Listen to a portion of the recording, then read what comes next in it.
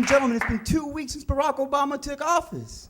We got change. Everybody is feeling hope. Our first African-American president. I'm Cuban-American. I don't feel a damn thing, man. I forgot that this guy was black a long time ago, man. What I do know about Barack Obama is that he's cool, all right? This guy went to Harvard. He's well endowed, you know? I can't relate to this, man. I miss Sarah Palin, man, because I have some common ground with her, okay? Sarah Palin has been described as a firecracker. She went to 4 schools before graduating from a crappy state school in Idaho. And from Alaska, where she's from, she can see Russia. Well, I've been described as temperamental. I went to 4 schools before graduating from a crappy state school in Florida. And from Miami, where I'm from, I can almost see Cuba. Communist country. Yeah. I've always dreamed of owning a futon that was made out of a manatee because nobody has a futon. I would be the only one. And then my friend Carl could come visit me. He can grab the remote control and sit down and say, ooh, what is this, man, some fine Corinthian leather? And I'll say, nah, Carl, it's a freshwater manatee. But you can't just do that, because manatees are what's called the endangered species list. I know this because growing up in Miami, I spent a lot of time by the ocean, keeping my eyes on Cuba. And everywhere you look are signs saying, watch out for the manatees. Manatees are dying because they have an uncontrollable attraction to boat propellers. How stupid can you be? Oh, I see something spinning and I like it. I don't like it. 2,000 manatees left.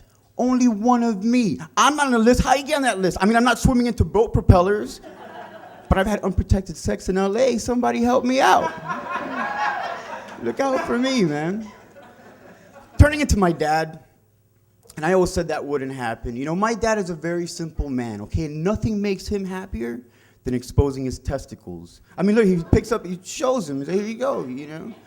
And he does this to express all of his emotions, you know? For example, I can never get the upper hand in an argument with him, because as soon as I do, hey, this is where you come from, young man. I lose this argument every time. I hate it when my dad's right, you know what I'm saying? I'll never forget Little League, my first home run, rounding second base. I look up, I see my dad. He's going nuts, yeah! Exposes his testicles. That's mi hijo! That's my son! He was so happy I couldn't get mad at him when he got in the park, man. My favorite all time, Easter, 1989, when my dad came into my room with a basket, empty, except for his testicles, of course. He comes in, he says, look at what the bunny brought.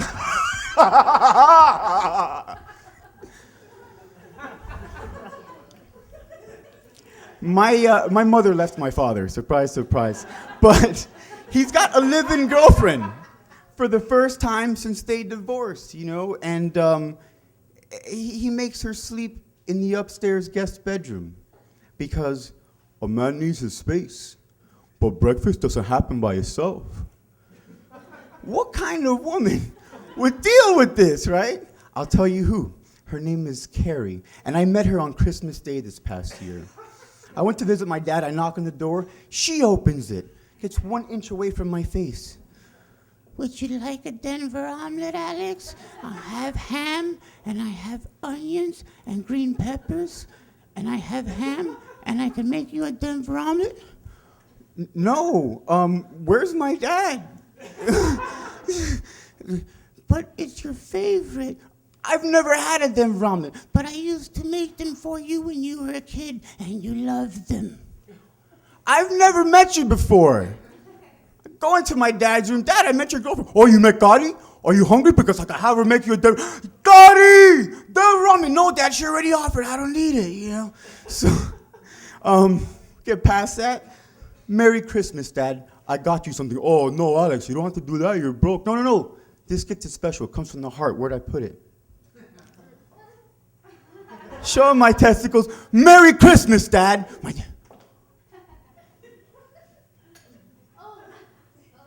Gotti! He has shown me his balls, Gotti. I hear Gotti running down. She busted the door. He showed you his balls? He showed me his balls! Oh, that's wonderful, Alex. Your dad has the most beautiful balls. Have you seen his balls? Yes, Gotti, I've seen his balls. Oh, that's wonderful. Gotti, this is fantastic. Make a Denver omelet. Dad, I want Denver omelet. No.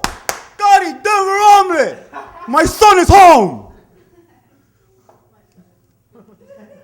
So, I never had a chance to get to know my grandfather, and he doesn't speak English, and the only thing that I really remember about him is that the only thing he could say in English when I was a kid was, son of a bitch.